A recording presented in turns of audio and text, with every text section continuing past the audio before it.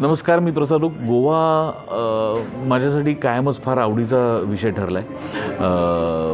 अगदी सुरुवातीला मी प्रेमाची गोष्ट डॉक्टर लागू आणि निळू फुलांबरोबर आणि त्याच्यानंतर रणांगण अशा 2 नाटकांचे प्रयोग गोव्यात केले.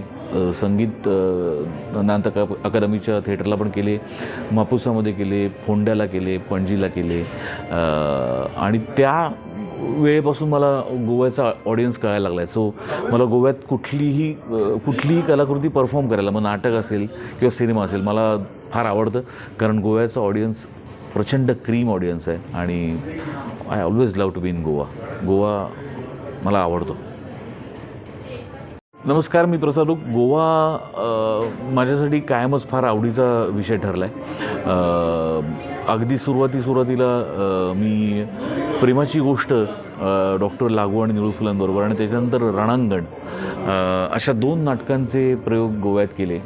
संगीत नाटक अकादमीच्या थिएटरला पण केले, मापुसामध्ये केले, फोंड्याला केले, पणजीला केले आणि त्या वेळेपासून मला गोव्याचा ऑडियन्स कळायला लागला आहे. सो मला गोव्यात कुठलीही कलाकृती परफॉर्म करायला, मग नाटक असेल किंवा सिनेमा असेल, मला फार आवडतं.